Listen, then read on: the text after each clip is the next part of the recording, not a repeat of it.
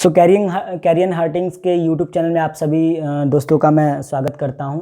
मेरी रिक्वेस्ट है कि आप मेरे वीडियोस को लाइक करें, कमेंट करें, अगर कुछ क्वेरीज़ वगैरह हैं तो, और शेयर करें ज़रूर।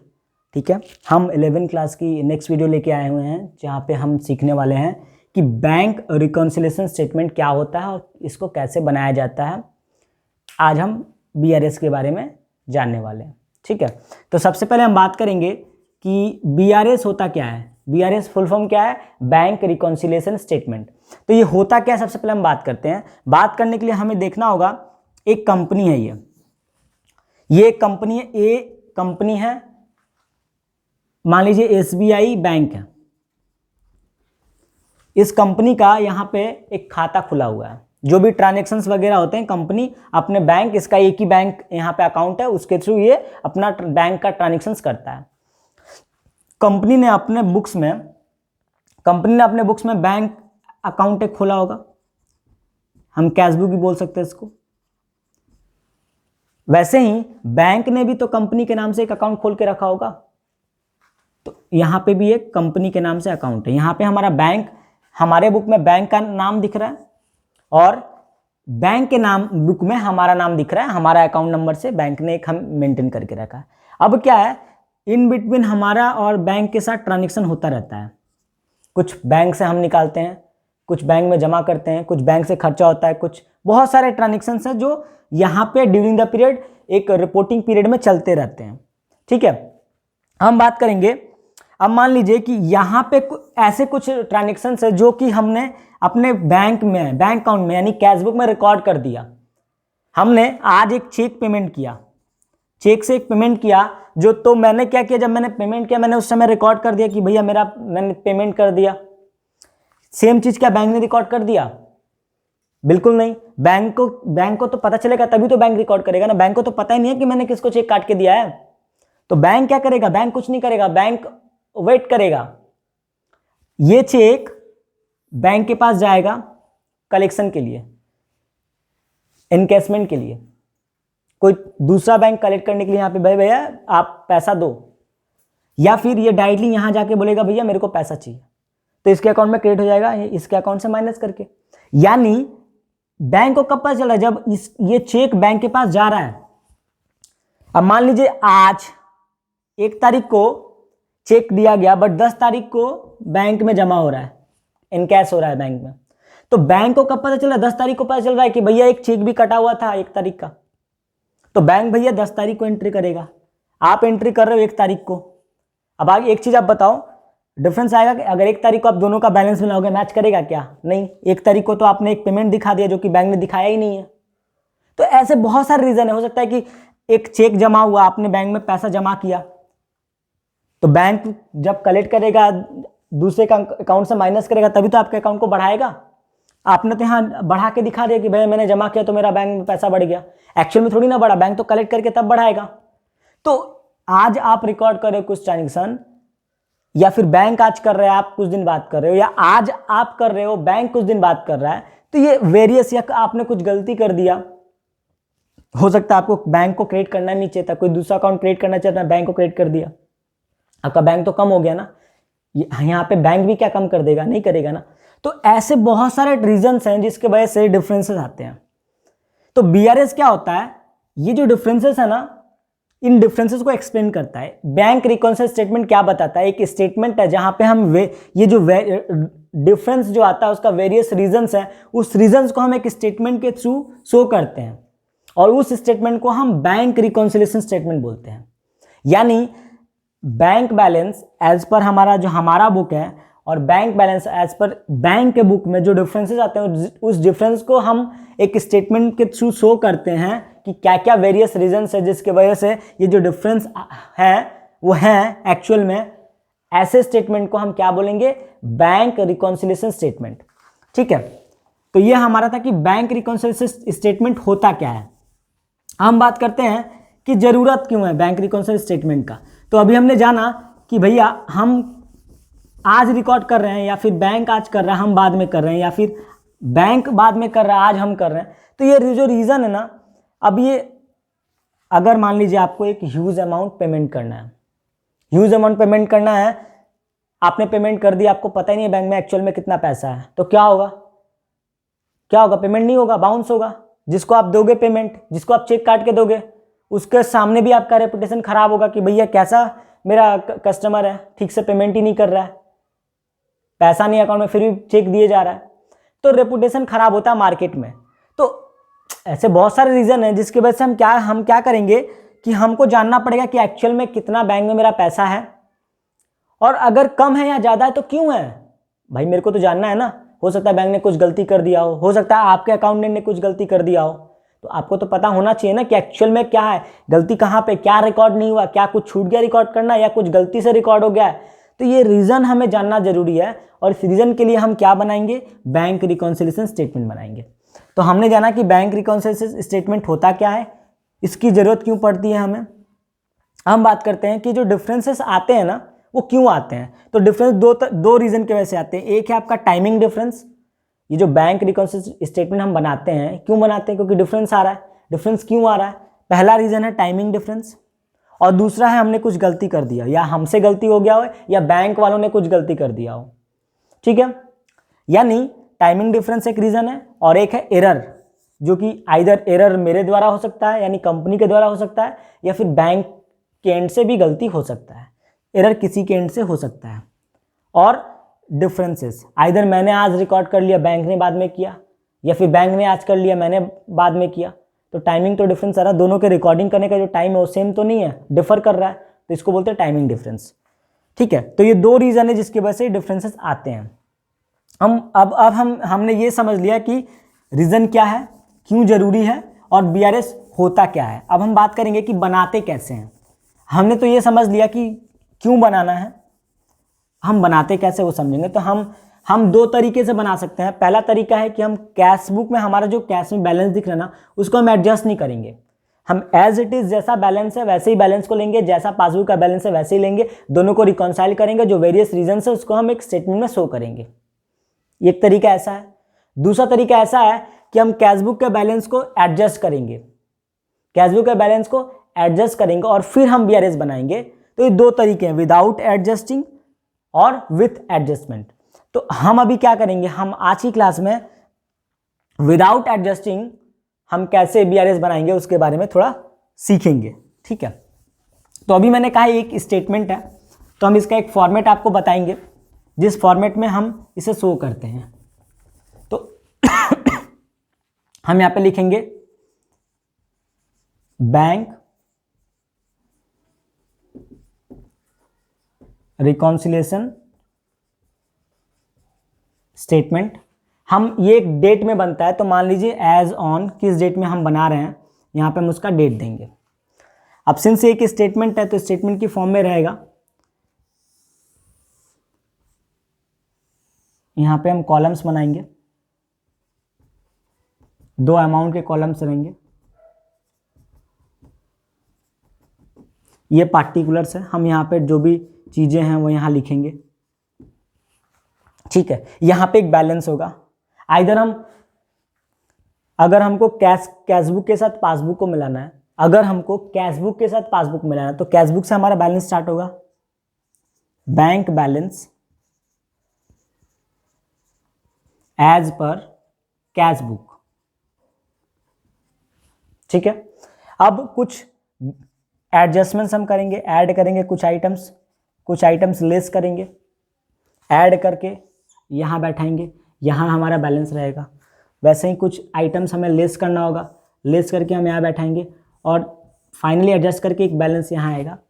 तो हमने बैंक बैलेंस एज पर पासबुक स्टार्ट किया, सॉरी कैशबुक स्टार्ट किया।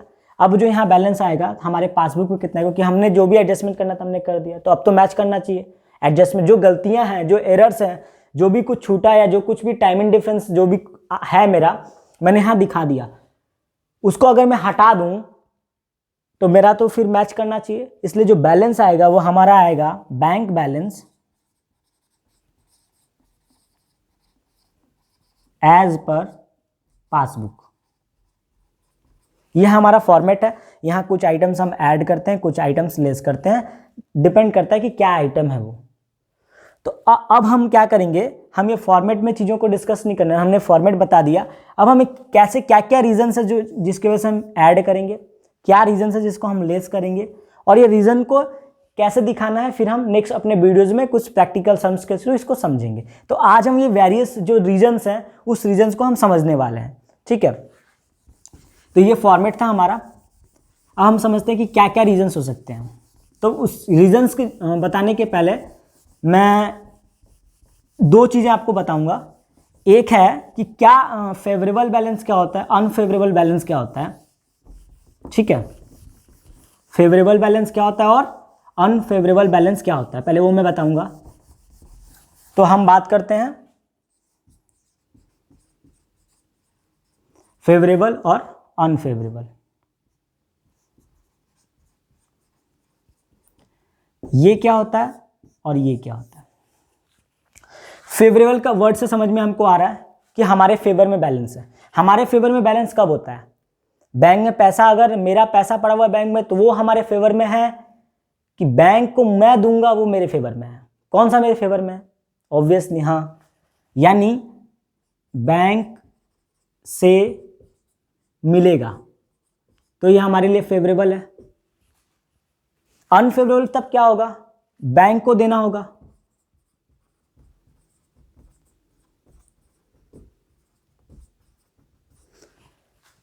इतना आपको समझ में आया। फेवरेबल मतलब जो मेरे फेवर में, और भी मेरे फेवर में क्या होगा, मेरे को मिलने वाला ही तो मेरे फेवर में होगा। अनफेवरेबल फिर क्या होगा, जो मेरे को देना है बैंक को। अब ये फेवरेबल अनफेवरेबल समझ में आया। अब इसको मैं मिटाता हूं, इस चीज को आपको याद रखना होगा, ठीक है। यानी जो लेना है वो फेवरेबल है, जो देना है वो अनफेवरेबल है।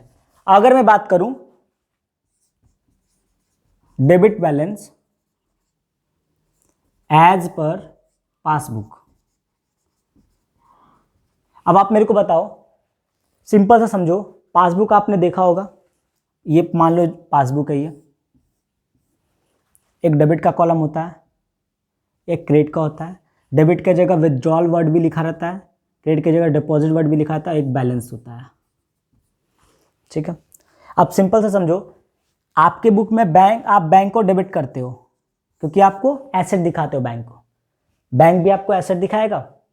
बैंक आपको क्या दिखाएगा, बैंक अगर आपको बैंक से पैसा मिलने वाला है तो बैंक आपको क्या करेगा, देगा, कि बैंक को भी मिलने वाला होगा आपसे पैसा। ऑब्वियसली अगर आपको बैंक से मिलने वाला है तो बैंक आपको देने वाला है, तो बैंक के लिए तो आप लायबिलिटी हो, एक आप जो हो बैंक का तो एक लायबिलिटी हो, तो बैंक आपको क्रेडिट में दिखाएगा, आप बैंक को डेबिट में दिखाओगे। यानी क्रेडिट का मतलब हुआ बैंक को पेमेंट करना है, यानी क्रेडिट का मतलब हुआ कि आप अगर पासबुक में क्रेडिट का क्या मतलब होगा कि आपको बैंक से पैसा मिलेगा, बिकॉज बैंक का लायबिलिटी है, बैंक क्रेडिट दिखा रहा है आपको, मतलब आपको पेमेंट करेगा बैंक।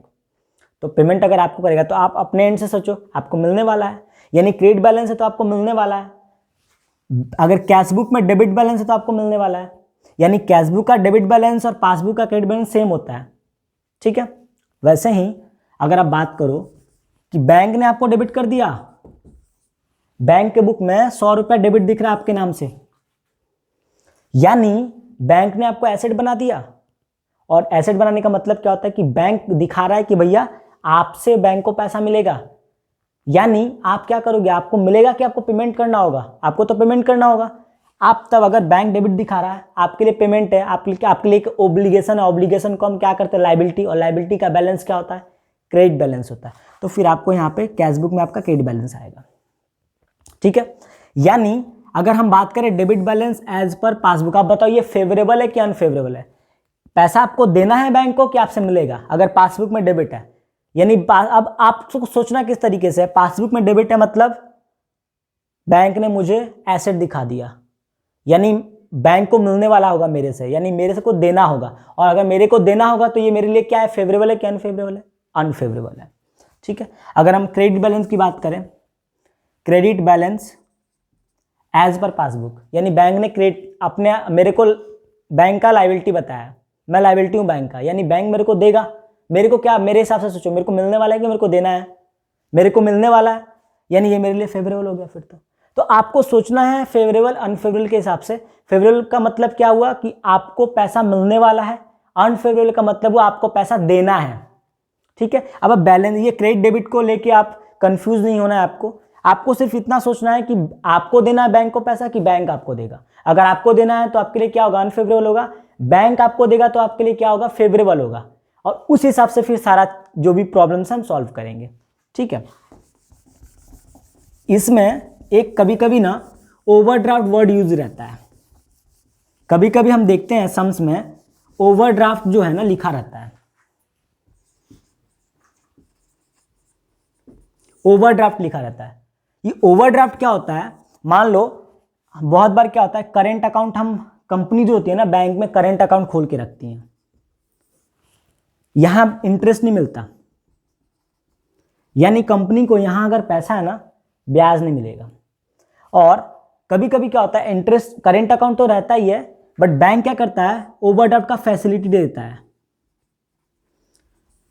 ये फैसिलिटी बैंक हमें कभी कभी, हम अगर हमारे जो फिनेंशियल्स हैं, हमारा पोजीशन है, उस हिसाब से बैंक हमें ओवरड्राफ्ट की फैसिलिटी दे देती है बैंक। अब एक चीज़ समझो, ओवरड्राफ्ट का मतलब क्या होता है। ओवरड्राफ्ट की फैसिलिटी का मतलब भले ही आपके बैंक में पैसा नहीं है, बट आपने कुछ पेमेंट कर दिया ना तो बैंक उसको पेमेंट कर देगा। बट एक चीज़ समझो, बैंक में 10 रुपये क्रेडिट है, यानी बैंक आपको 10 रुपये देने वाला है। आपने एक चेक 100 रुपये का काट दिया, तो 100 रुपये आपके बैंक से तो माइनस होगा यानी डेबिट होगा। अब बताओ, 100 रुपये तो है ही नहीं है। अगर आपके पास ओवरड्राफ्ट का फैसिलिटी है ना, तो बैंक क्या करेगा, 100 रुपये पेमेंट कर देगा आपके नाम से, और फिर बैंक क्या दिखाएगा, 90 रुपीज़ डेबिट दिखाएगा। मतलब 90 रुपये आपसे बैंक फिर लेगा, क्योंकि 100 रुपये आपने जो पेमेंट किया ना, 10 रुपये तो था, तो 10 रुपये पेमेंट हो गया, बाकी 90 रुपये तो बैंक ने अपने पॉकेट से किया, वो आपको डेबिट दिखा देगा, यानी आप बैंक को दोगे, ठीक है। इस सिचुएशन को हम बोलते हैं ओवर, यानी ये बैंक ने ओवरड्राफ्ट दे दिया आपको। अब एक चीज समझो, ये ओवरड्राफ्ट आपके लिए फेवरेबल है कि अनफेवरेबल है, आपको देना है कि बैंक आपको देगा। हाँ, ये आपके लिए अनफेवरेबल हुआ ना, या तो आपके फेवर में नहीं, आपको तो पेमेंट करना है।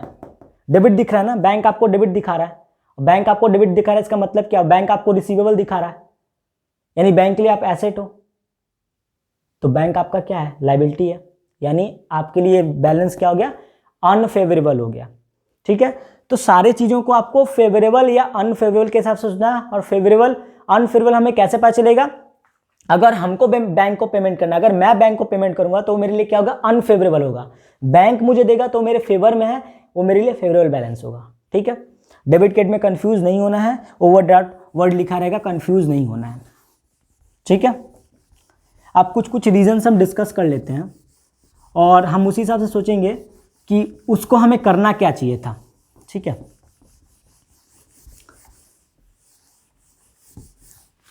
मान लीजिए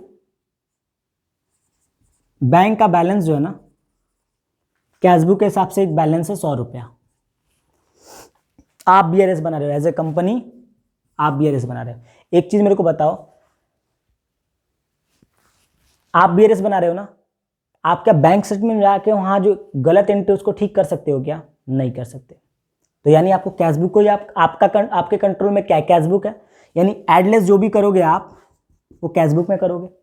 उसके बाद आप वहां पे एक बैलेंस दिया हुआ है, वो तो फिक्स है ना, उसके साथ आप उसको मिलाओगे, ठीक है। अब मान लो कि बैंक वाला अगर बीआरएस बना रहा है तो वो क्या करेगा, वो पासबुक के हिसाब से बैलेंस है, बिकॉज कैशबुक पे, आपके बुक पे उसका कंट्रोल थोड़ी ना है, वो तो पासबुक का बैलेंस लेगा और फिर एडजस्ट करेगा उसमें, और फिर आपका बैलेंस लेके आएगा, ठीक है। तो ये चीज सम्स में कभी नहीं बोला रहेगा कि कौन बना रहा है, बट आपको समझना है कि अगर कैशबुक के थ्रू आप बीआरएस बना रहे हो यानी कंपनी बना रहा है, पासबुक लेके बना रहे हो यानी बैंक बना रहा है, ठीक है। बट ऐसा कोई मैंडेटरी नहीं है कि पासबुक से दिया तो बैंक ही बना रहा है, ठीक है, बट इन जनरल ऐसा ही होता है।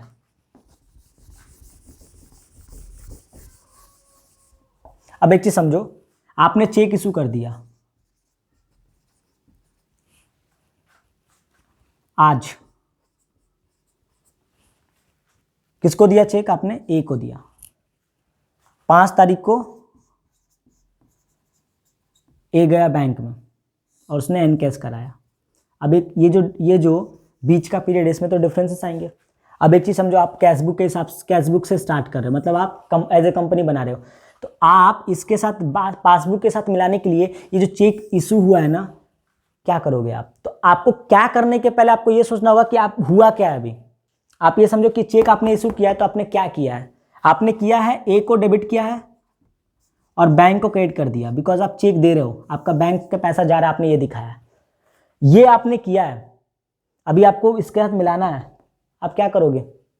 यानी बैंक को आपको बढ़ाना पड़ेगा, आपने तो कमा दिया है ना, तो मिलेगा नहीं ना। यहाँ आपने कमाया, बैंक ने तो कमाया नहीं है। यानी आपको मिलाने के लिए ये जो बैंक को आपने माइनस कर दिया ना, इसको आपको ऐड करना पड़ेगा। वैसे आपने एक चेक रिसीव किया और आपने बैंक में जमा कर दिया। जब आप चेक रिसीव करते हो तो आप बैंक को डेबिट करते हो, जिससे मिलता है, मान लो बी से मिला, आपने बैंक को डेबिट कर दिया। क्या बैंक ने आपके अकाउंट को क्रेडिट कर दिया? आपने बैंक दिखा दिया मेरे को बैंक से मिलने वाला है, बैंक ने भी दिखा दिया मेरे को आपको देने वाला, आपको मिलेगा बैंक से, नहीं दिखाना बैंक ने, इसके वजह से भी डिफरेंस आएगा। आपने बैंक को तो बढ़ा दिया, एक्चुअल में बैंक तो बढ़ा नहीं। आपको क्या करना होगा? ठीक करने मिलाने के लिए क्या करना होगा? ये जो बढ़ा है ना, जो कि वहां एंट्री नहीं हुआ, आप इसको कमाइए, इसको माइनस करिए। फिर तो आपको सोचना कैसे है कि क्या हुआ है, आपने क्या किया, बैंक को बढ़ा दिया या माइनस कर दिया। अगर आपने बैंक को बढ़ा दिया है तो मिलाने के लिए आपको क्या करना पड़ेगा? उसको माइनस करना पड़ेगा। अगर आपने बैंक को माइनस कर दिया है, मिलाने के लिए आपको क्या करना पड़ेगा? उसको प्लस करना पड़ेगा। सेम अगर आप पासबुक से स्टार्ट कर रहे हो, तो अगर पासबुक से स्टार्ट कर रहे हो और आप कैशबुक के साथ मिलाना चाहते हो, तो एक चीज बताओ, अगर आपने चेक इशू कर दिया और पासबुक को आप चेंज कर सकते हो, आप जिससे स्टार्ट करोगे आप उसी को चेंज कर सकते हो। आपको सोचना है कि हाँ भैया, आप बैंक को या कंपनी को, आपको वो हिसाब से सोचना है। अब एक चीज आप समझो, आपने पासबुक से स्टार्ट किया और चेक इशू हुआ, ये जो चेक है ना, इशू हुआ, चेक इशू हुआ, आपके कैशबुक में जाके ऐड कर सकते हो इसको। कैशबुक से स्टार्ट करते तो ऐड कर देते, कैशबुक तो आपके कंट्रोल में है नहीं, आपके कंट्रोल में तो पासबुक है। पासबुक में आप क्या करोगे? उसने खर्चा दिखा दिया कंपनी ने, आप क्या करोगे? फिर आप भी उसके अकाउंट से माइनस कर दोगे पैसा ना। हाँ, तो यानी आप जब पासबुक से करोगे तो सेम चीज को आपको माइनस करना पड़ेगा। वैसे अगर इसको माइनस करोगे, डिपॉजिट, बैंक ने दिखा दिया, कंपनी ने दिखा दिया कि बैंक को पैसा जमा कर दिया, बैंक ने को तो पैसा जमा हुआ ही नहीं है उसके बैंक में, तो बैंक को भी क्या करना पड़ेगा उसके साथ मिलाने के लिए? वो उसने बढ़ा दिया तो बैंक को भी क्या करना पड़ेगा? बढ़ाना पड़ेगा। ठीक है, तो ये हमें बेसिकली ये सोचना है कि भैया हुआ क्या है, बैंक बढ़ गया या कम हो गया, कैशबुक बढ़ गया या कम हो गया, पासबुक बढ़ गया या कम हो गया। और हम जिस बैलेंस से स्टार्ट करेंगे ना, हम उसी को एडजस्ट करेंगे और फिर सोचेंगे कि हमको प्लस करना है या माइनस करना है। ठीक है, आज के लिए हम इतना ही रखते हैं, और नेक्स्ट हमारी जो वीडियोस हैं हम उसमें कुछ एक दो प्रैक्टिकल सम्स करेंगे बीआरएस के ऊपर, ताकि और जो क्लैरिटी है वो चीज़ों को लेकर आए। ठीक है, तो जाने से पहले मैं आप सभी से रिक्वेस्ट करूँगा कि वीडियोस को लाइक करें, चैनल को सब्सक्राइब करें और दोस्तों में शेयर करें। ठीक है, थैंक यू।